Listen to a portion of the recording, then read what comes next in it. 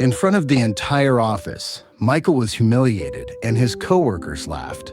He wanted to fight back, but instead he chose silence. And that silence changed everything. Michael was 26, a young analyst working in downtown Chicago. Every morning, he rushed into the glass building with a Starbucks coffee and his laptop bag. He was smart and hardworking, often staying up until 2 a.m. in his small apartment.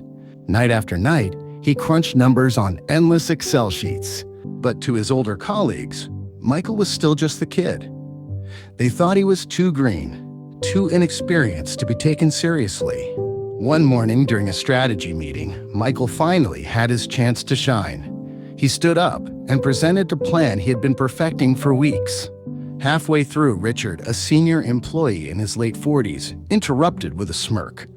"Nice theory, kid, but maybe leave the real solutions to people with experience."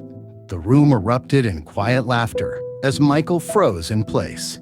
His face burned with embarrassment as he looked around the table. At lunch, Michael overheard coworkers whispering, "Poor guy, he'll never last here." Richard patted him on the shoulder and said, "Don't take it personally, rookie." Michael's chest tightened, and he wanted to argue right there. But he remembered something his father had told him: results will always defend you better than words. So Michael stayed quiet and refused to send angry emails. He decided not to waste his energy on office drama. Instead, he went home, closed his apartment door, and worked even harder. Fueled by instant noodles and black coffee, he kept refining his strategy. He triple-checked every number and built every possible scenario.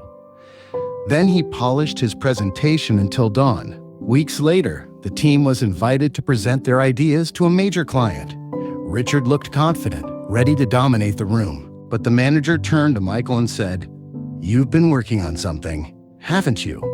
Michael stood up, heart pounding, and began his presentation. His slides showed real projections, concrete numbers, and undeniable evidence. Richard tried to interrupt, but Michael calmly clicked to the next slide. The data answered every objection before Richard could even finish speaking. By the end, the client leaned back and said, "This is exactly what we've been looking for." The room went silent as Richard stared at the table. Michael didn't gloat or say a word, because silence had spoken louder than any defense. That day, Michael learned a lesson he would carry for life. Silence wasn't weakness.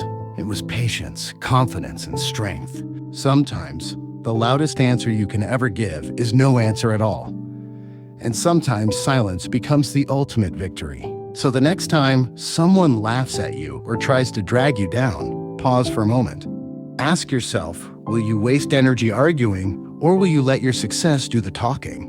If this story moved you, share it with a friend who needs this reminder.